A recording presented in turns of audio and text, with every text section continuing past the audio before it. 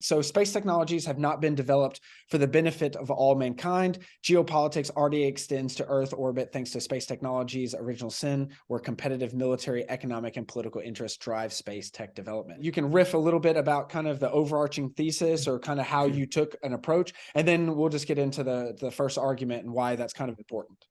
Yeah, I guess part of that came from my frustrations with international relations as a field. And you'll see a pattern developing here. I just get frustrated and angry with things, and then But then that you gives write, me my and it's good, argument. Bleddyn. Yeah, I guess everything's done out of spite, I suppose, and anger Yeah. about people getting it wrong. No. So I was an undergraduate student in the late 2000s, so 2007, 8, 9, 10. Mm-hmm.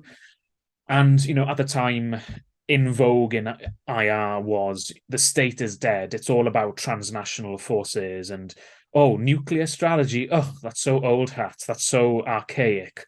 That's not important anymore.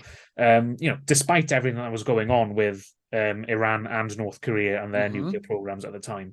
And, look at where we are today with that.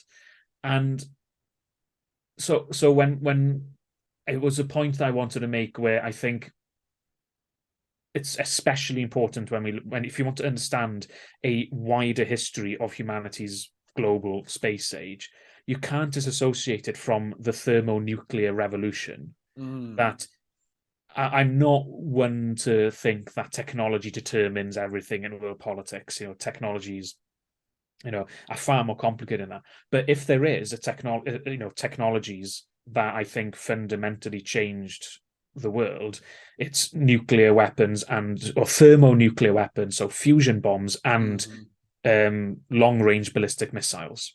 Those two, I think, fundamentally changed world politics in the way major powers dealt with each other. Much of the rest of the world, I think, were less affected by that. And my colleague Cameron Hunter at Leicester has convinced me of that point that the thermonuclear revolution is really about major power interactions, or how the leading states or the great powers, however you want to call them, they can't go to war anymore, at least not Mm-hmm. intentionally, because they're probably going to not survive. And not just politically not survive, but literally most people are going to die. Your infrastructure is going to be vaporized, and in a matter of hours, if not less. So you're looking at like a permadeath, or a nuclear death, and Campbell Craig writes a lot about that.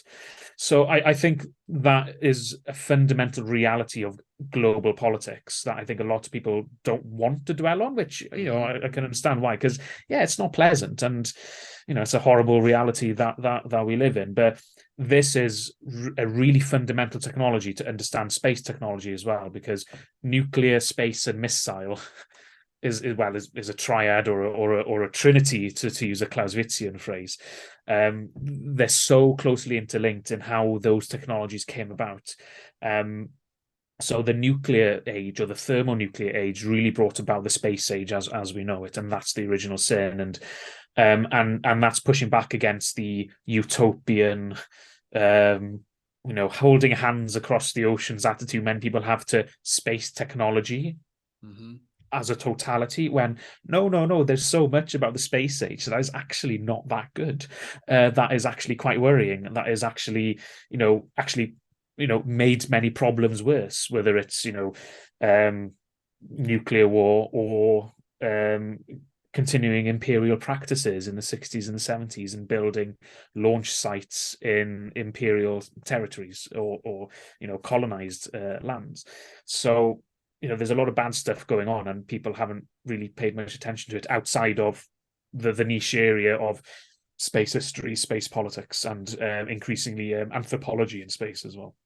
Yeah, and I guess one of the things to get out of that, or go more into depth about, is kind of in my forte, is this science and technology studies, and what you said. Dr. McCarthy says about tech, quote, "It's not that it develops outside of human agency, but outside of some humans' agencies."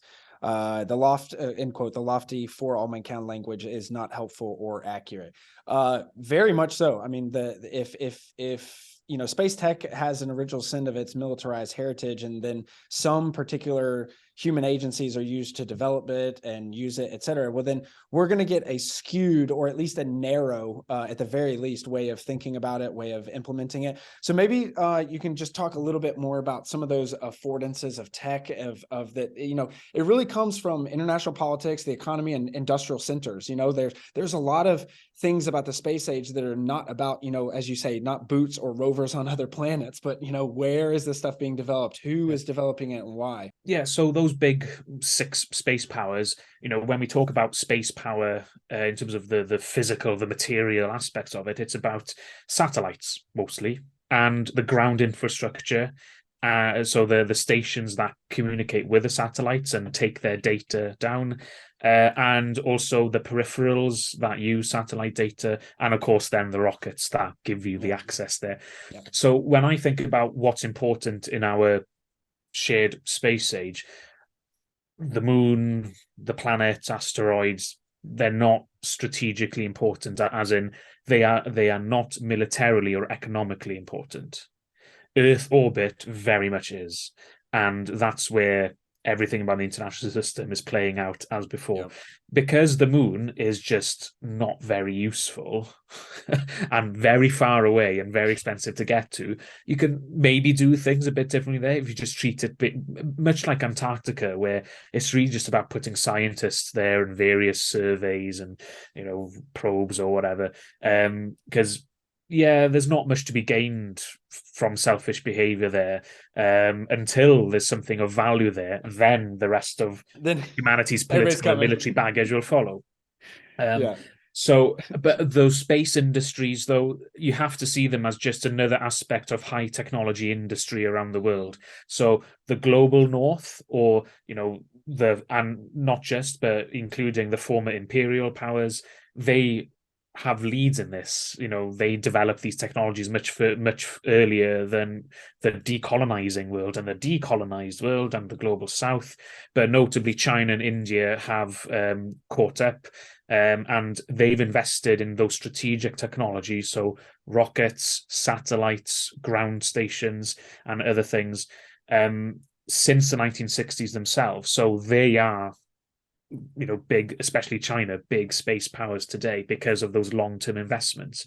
But a lot of other countries, thinking especially of Latin America, Africa, Middle East, and now these days the post-Soviet space, especially Central Asia, but Southeast Asia as well.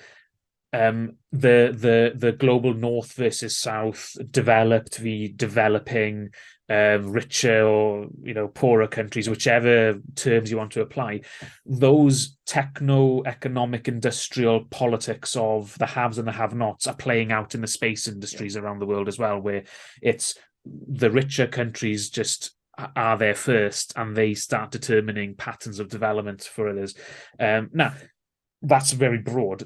Many countries do have specific partnerships with some countries, which involves developing indigenous capabilities in certain countries. And I go into more detail in that in Original Sin in some cases. But those larger politics of inequality are there in space, and just about space industry and capability in Earth orbit. Not the moon, not beyond, but just Earth orbit. And you can look at the International Telecommunications Union in the way it allocates the right to use certain radio frequencies.